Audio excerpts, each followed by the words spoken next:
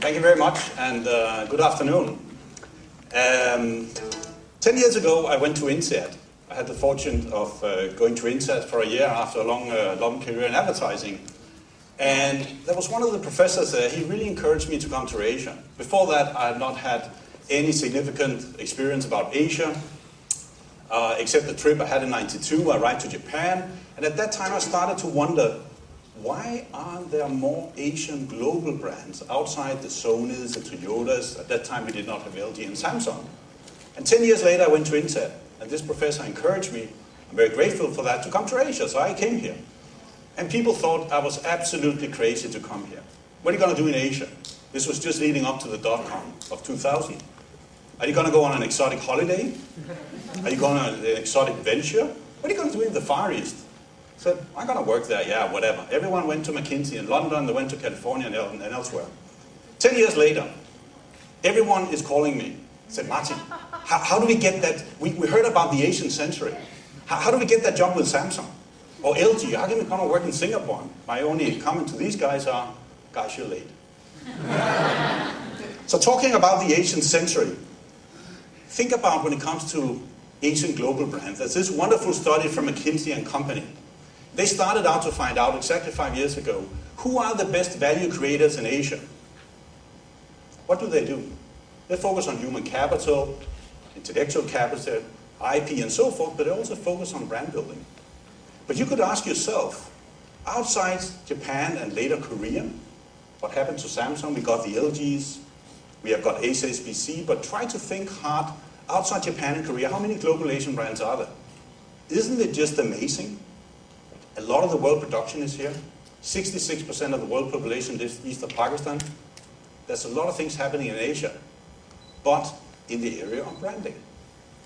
Fortunately, it's actually getting better, and that's what we're going to talk about today. I'm going to give you 5 perspectives to think about why this has not happened yet, but why this is also something that is moving in the right direction. I've seen that journey over the last 10 years. It seemed to be 10 years ago, building a global brand, being the Cokes, being a L'Oreal, being HSBC, being some of those global, very recognized brands, were something that was kind of nice to have, but the Asian manufacturers, the Asian family firms, did really not focus on that. Now it has become need to have. So how do you do it? The first step is the branding has to be moved into the boardroom level. There has to be a certain mindset. First of all, you need to have the right resources, right? Many people here in Asia, the Asian family firms, the big manufacturing companies, how much stuff is produced in Asia? It's all produced here. Under no names, it is all shipped to Long Beach and someone would put a Nike swoosh on the products, right? But it's all produced here. First of all, you need to have the resources, and that's where many Asian people go wrong. Martin, we can't afford $100 or $200 million like McDonald's. And my counter remark is you don't have to. Think about Starbucks. Starbucks never advertised.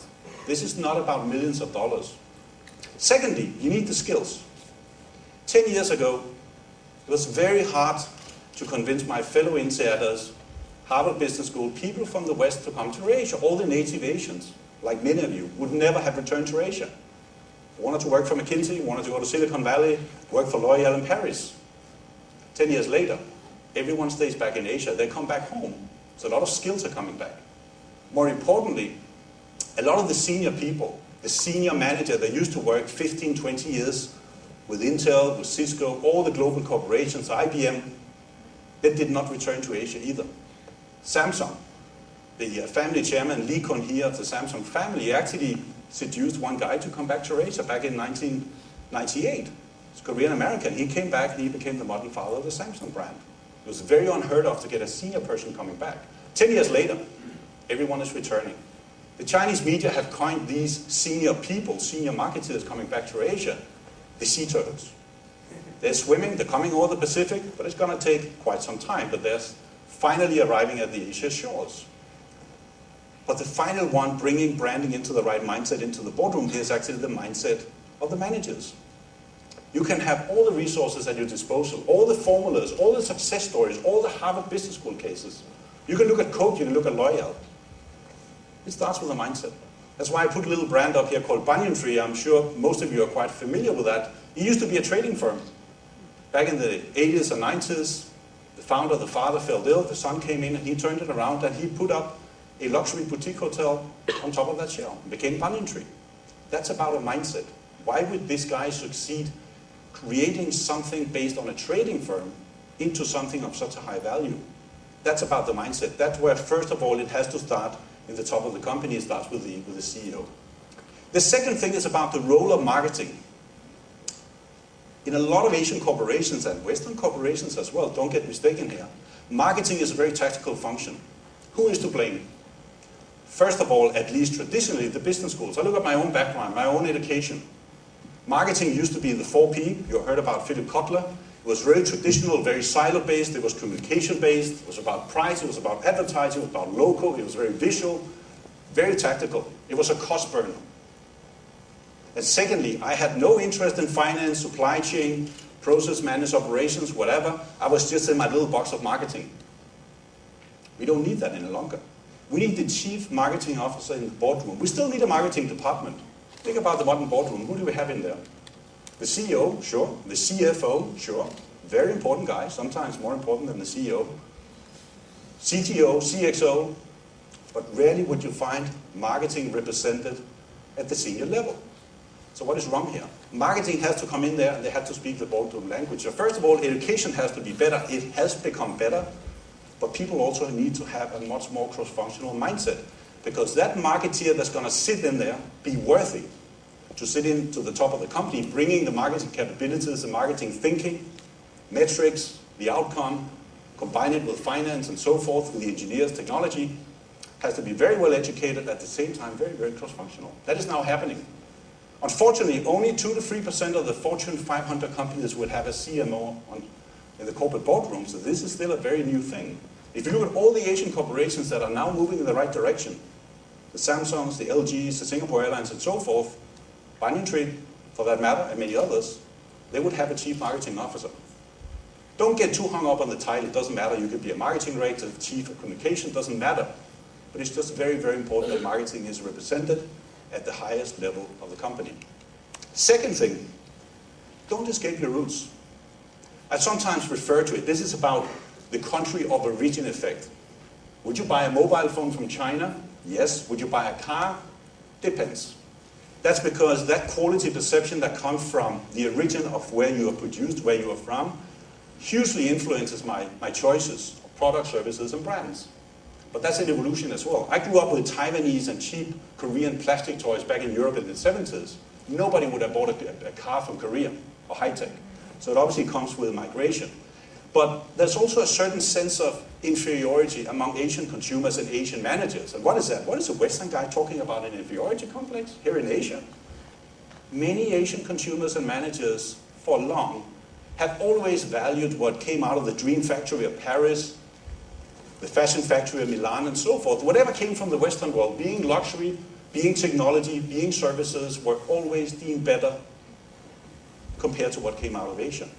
What was wrong? Didn't we have enough to offer here in Asia? Weren't there enough? Of course there were. I've just brought 2 examples here. And this is also the tide of change that I've seen over the last 10 years, that consumers and also managers, decision makers are realizing, wait a minute, we have some roots. It's not about nationalistic roots, it's just to realize there is a lot of capital, cultural capital in Asia to put into the brands, because brands need fuel, popular culture and so forth. Try to look at the 2 examples here. One of them is, you know that's an old timer, that Samsung has never really shied away from being Korean. They haven't really flagged the Korean flag, but nevertheless, it has almost rebranded a country that to most global citizens were unknown 10, 20 years ago. It's still a very closed society. But nevertheless, Samsung has done a great job. Secondary, Amora Pacific, which is a very, very fast-growing cosmetics company from Seoul. It's an old family firm. They have 10 different brands, and one of those brands is the fastest-growing cosmetics brand in China. Why is that? Because Asian women love Korean beauty. You have heard about the Korean wave, Hallyu. It is still very famous. All the Korean popular culture is traveling Asia in terms of movies, in terms of video games, fashion, myth, design, architecture, and so forth. And that is exactly the fuel of a brand. So don't be shy of your roots. Third one, you have to focus on innovation. Try to see one here. I'm kind of called this slide, who missed the boat? When it comes to a technology like a portable device carrying music, who was first here? Was it the black guy or the white guy? It was actually the black guy, right? It happens to be a local company here, so I have to be very careful. Creative Technologies, they were very, very early when it came to the Scene Micro. Only did a guy come back into his own company, took the reins of it, a guy called Steve Jobs, and he invented the iPod just recently, the day before yesterday. Why didn't anyone step up to that challenge? Why did they not take that black product and turn it into an iPod? I would argue Apple, iPod, could have come from Singapore, could have come from Asia. What went wrong there? One of the issues when it comes to innovation, when it comes to design, when it comes to differentiation, being bold, is that a lot of the Asian corporations, family firms, Carreccios and Chappells are very engineering driven and they are very financially driven. That's why we always see the success, the rise of the engineer and the financially educated people in Asia. We kind of still miss the marketeer. Is Steve Jobs a marketeer? Is he a finance genius? I don't know, he's probably a bit of everything. Nevertheless, he understands inherently the power of marketing. So we have to innovate. My point is, you don't necessarily have to be first. So this is not about being the latest with the last, the biggest volume, the biggest market size. No, you can be very, very niche. Look at Banyan Tree. It's a tiny company. Nevertheless, they have carved out a very, very important niche in the industry. The fifth one,